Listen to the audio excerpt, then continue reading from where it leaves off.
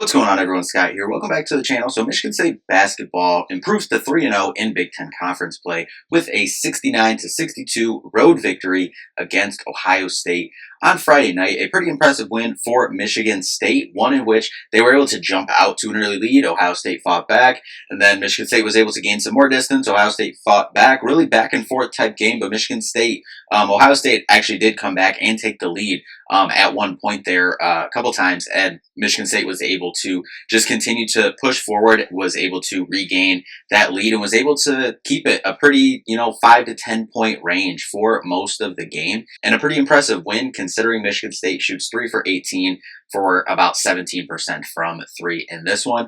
But we're going to talk about it. But first, before we jump in, if you could just hit that like and subscribe button down there. More Michigan State basketball content on the channel, handful of other stuff on the channel as well right now. So make sure to subscribe so you don't miss a video. So as we said, 69-62, Michigan State gets the road victory against Ohio State. And for Ohio State, Micah Parrish was solid for them, 5 for 9 from the field, 3 for 6 from 3, 13 points for him on the night.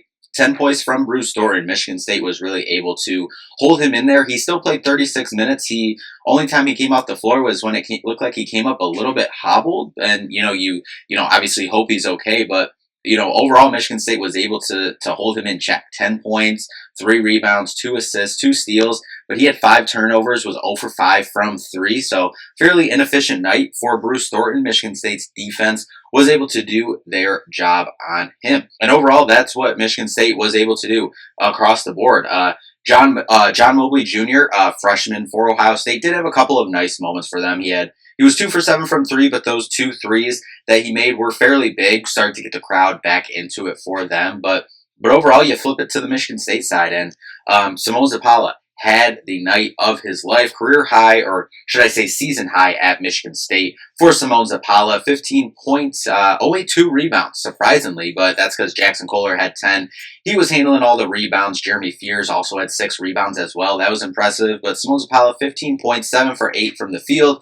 He was doing it all around the basket. Jaden Akins, 14 points. He was solid, 4 for 10 from the field, 1 for 4 from 3. And if he can just start hitting like 2 to 3 3-pointers a game, he can very comfortably be approaching about 20 points every single night. He's been getting to the basket, getting to the free throw line, hitting his free throws, scoring in a handful of other ways. If Jaden can just hit a couple threes, that'll obviously help him, his scoring. It'll help the team even more, and they'll eventually fall. But so far this season, as we said, 3 for 18 for the team tonight, or on Friday night, 17% from the field. Off the bench, Cone Carr had 11, was 7 for 8 from the free throw line, 2 for 3 from the field.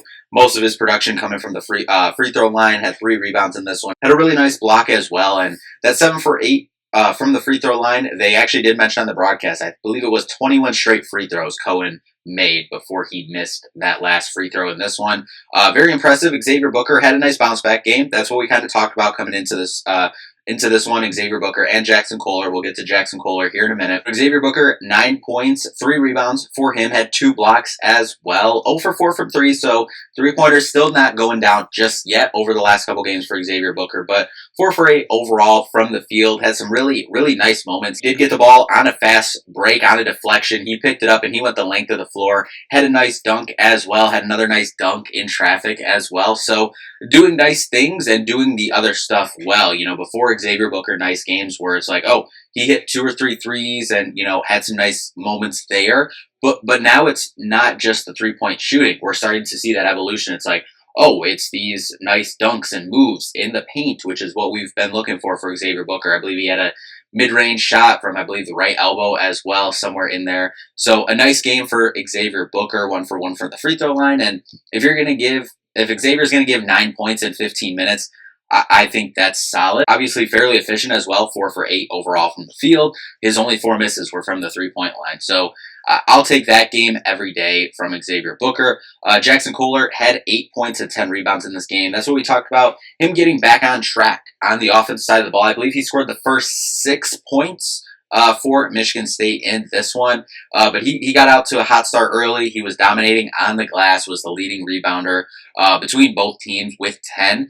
Close to another double-double, obviously, as we said, 8 points. But Was solid overall, 3 for 5 from the field, so efficient as well. Just didn't get as many shots as if he would have, continued with that clip and say he got 8 shots. He would have had another double double on the night, assuming we go that route. But overall, Jeremy Fears as well. We mentioned him briefly earlier, but 6 points overall, 7 assists, 6 rebounds. Really solid night. 2 for 7 from the field. 1 for 2 from three, 1 for 2 from the free throw line. Really liked that night from Jeremy Fears. And overall, defensively, they were able to do some really nice things. Held Ohio State to 37% from the field on the night, as we said, and then held them to 26% from three-point range on the night as well. Ohio State struggled from the free throw line as well. Only about 69% on the night. Michigan State barely out-rebounded. It's not the dominant rebounding that we've seen, so far this season. Still solid overall. Won the rebounding battle 34-33 over Ohio State in this one. Not as many assists for either side either. 13-9.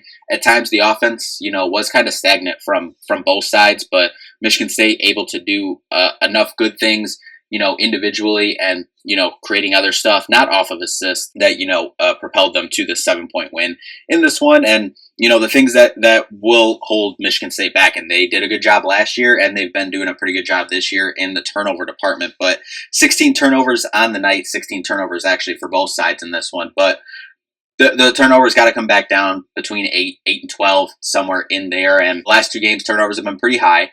I think that'll start to come back down as we kind of have not as long of a break, but, play Friday, then we don't play again until the Breslin Center on Thursday against Washington. So about a 6-day break here. But, I think once we get back into the flow, we play Thursday and then we play at Northwestern next Sunday.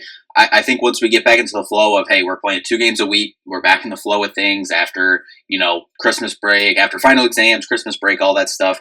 Once we get back in, I think the turnovers will start to come down back a little bit. But, last 2 games, not been great in the turnover department. But points in the paint is where Michigan State dominated in this one. 38-22 in points in the paint.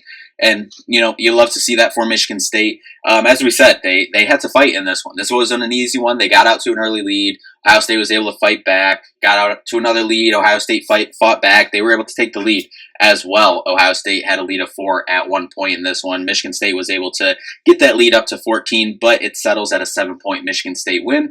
Michigan State moves to 12-2 on the year, 3-0 in the Big Ten Conference, which is huge. Because what we talked about coming into this one, over these next couple weeks, no game in the Big Ten is easy. No road game in the Big Ten, no home game in the Big Ten is easy. But over these next couple weeks, some of the opponents that you're playing are, right now and currently slated to finish in the bottom half of the Big Ten.